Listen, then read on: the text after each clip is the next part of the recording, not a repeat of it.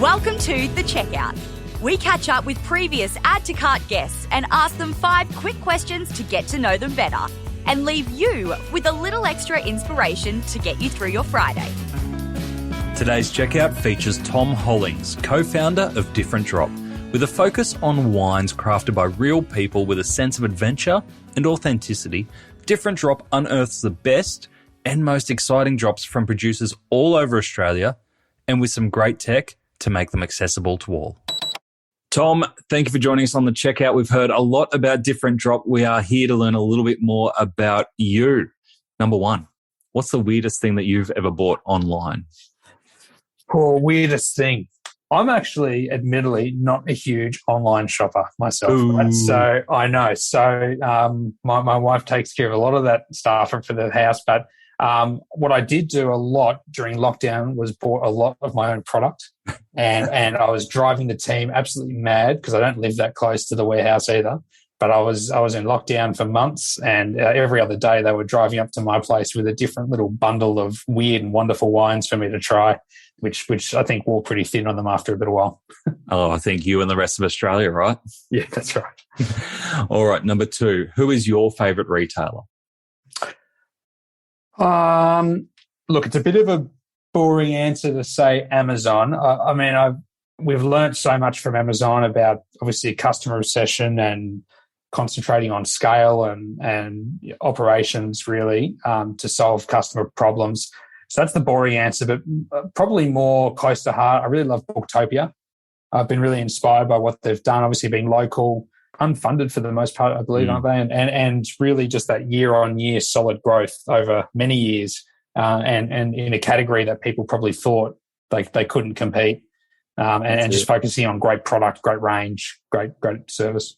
Oh, they've done incredible. To go public in, 2020 or 2021, after building it for so many years, when every year it felt like there was an article saying that books will never be a category after Amazon kills it. But they've kind of differentiated and done really well. Absolutely. Number 3, which e-commerce practice do you wish was history?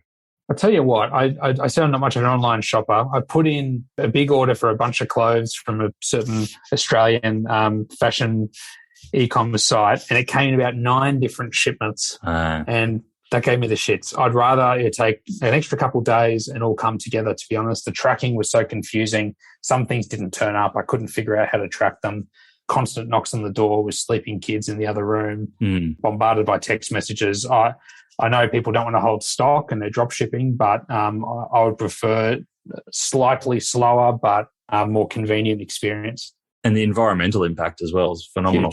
Huge. Yeah. There's actually services starting up, and you've probably seen them in the US, where we've got kind of third-party companies collecting shipments for households in warehouses. So it doesn't matter if it's from the same retailer, but multiple retailers coming into this shipment address, they hold them to a package and they might deliver them once a month or once a week to reduce the impact and that noise to the household. Fascinating.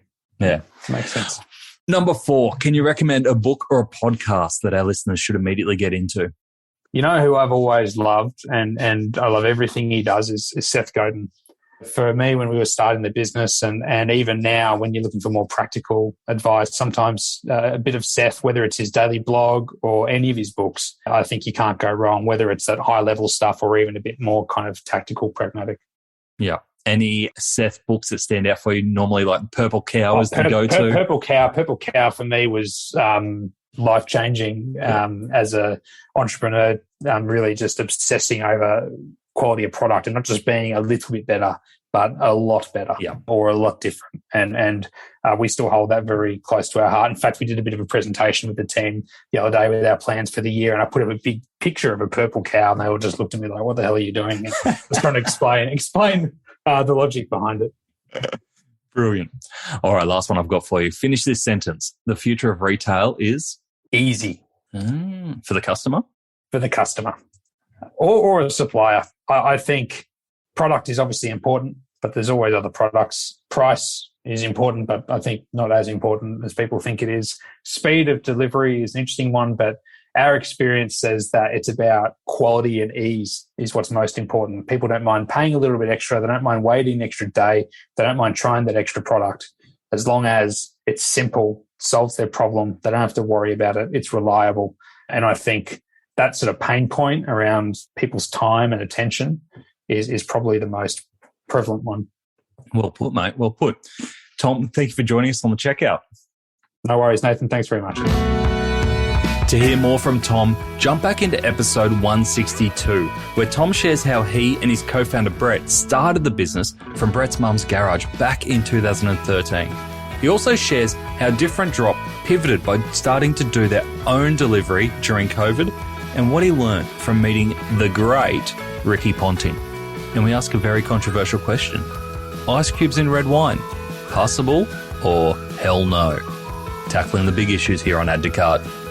Thanks for listening, and until next time, keep adding to cart.